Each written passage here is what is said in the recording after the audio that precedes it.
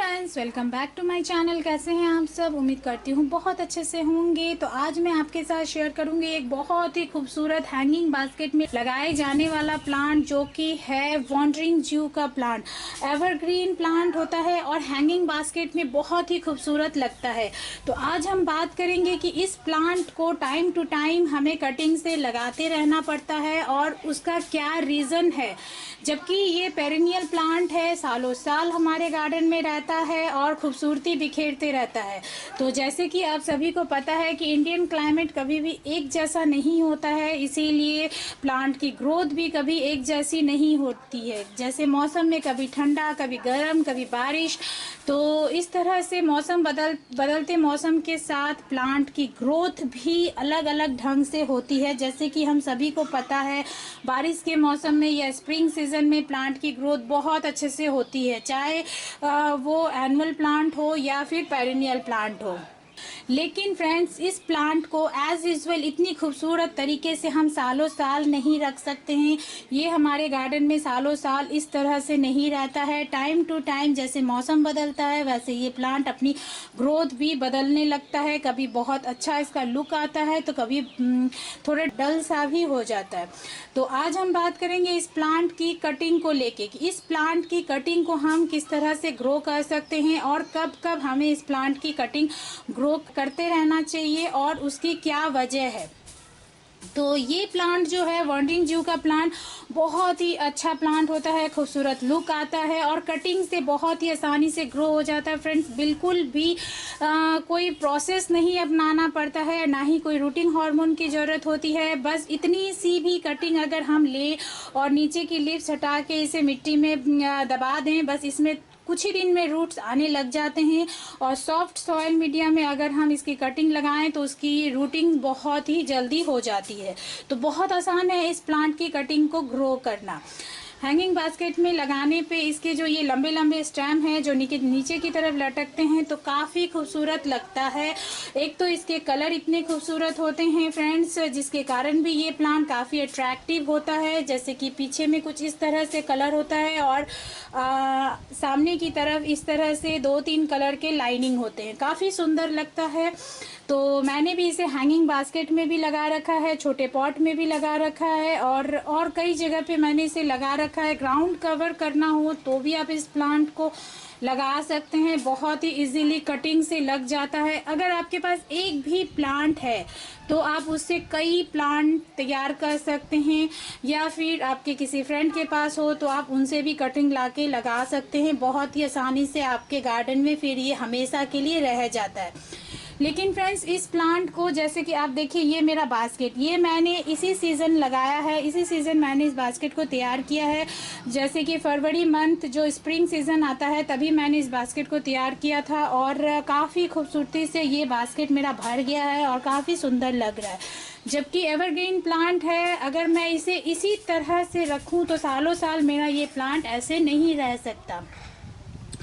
तो धीरे धीरे जैसे प्लांट की ग्रोथ ज़्यादा होने लगती है, लंबे लंबे स्टेम होने लगते हैं, तो देखिए फ्रेंड्स, प्लांट में कुछ इस तरह से ड्राइनेस आने लगता है।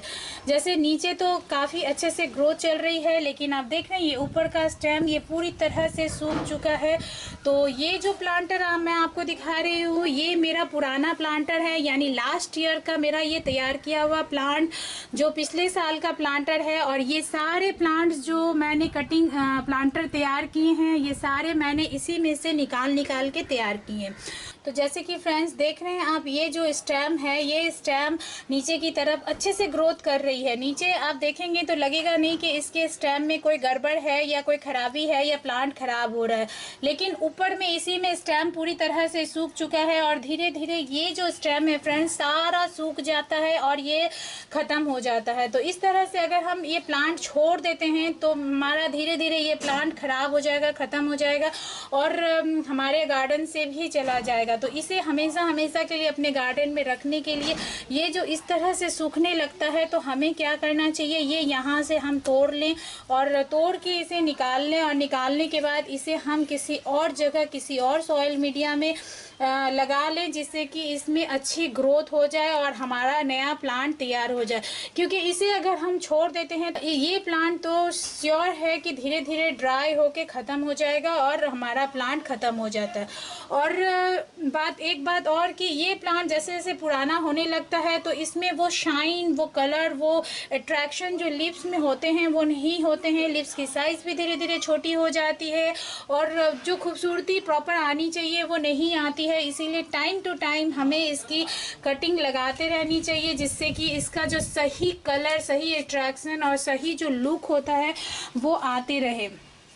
इसके पहले जब मेरा ये प्लांट इसी बास्केट में था तो ये प्लांट मेरे काफ़ी अच्छे से भरा हुआ था और धीरे धीरे कुछ इसी तरह से ड्राई होते होते मेरा ये प्लांट पूरा बास्केट खाली हो गया। और मैंने अपने प्लांट को सेव करके रखने के लिए इस तरह से मैंने कटिंग्स ढेर सारी लगा ली और दूसरा प्लांट तैयार कर लिया। तो बहुत ही खूबसूरत प्लांट होता है ये वॉन्डरिंग जू का प्लांट। लेकिन इस प्लांट के साथ हमें बस इसी बात का ध्यान रखना पड़ता है कि इस प्लांट को फ्रेंड्स हमें टाइम टू टाइम कटिंग से ग्रो करते रहना है। किसी भी सीजन में आप इस प्लांट की कटिंग को ग्रो करिए, बहुत ही अच्छे से ग्रो हो जाता है। कोई प्रॉपर टाइम नहीं होता है कि इसी टाइम हमें इस प्लांट की कटिंग को ग्रो करना है। मैं तो किसी भी टाइम ग्रो करती हूँ और मैंने देखा भी है बहुत ही आसानी से ग्रो भी हो जाता है।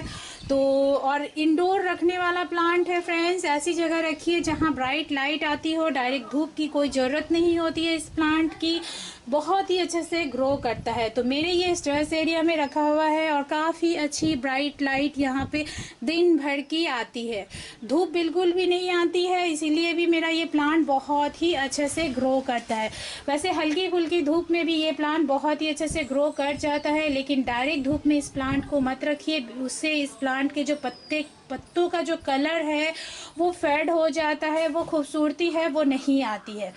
तो फ्रेंड्स इस तरह से मैंने ये हैंगिंग बास्केट तैयार किया, जो कि कटिंग से मैंने तैयार किया अपने प्लांट को बचाने के पर्पज़ से। फिर देखिए फ्रेंड्स, एक मैंने यहाँ पे भी ये बास्केट तैयार किया है और जैसे कि आप देख रहे हैं मेरा ये मनी प्लांट काफ़ी लंबा नीचे तक लटक रहा है, तो इसी पर्पज़ से मैंने इसे भी यहाँ लगाया है कि ये भी कुछ नीचे की तरफ ऐसे लटके और काफ़ी खूबसूरत लगता है।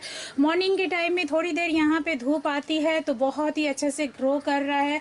दोपहर की धूप से हमें बस प्लांट को बचाना होता है।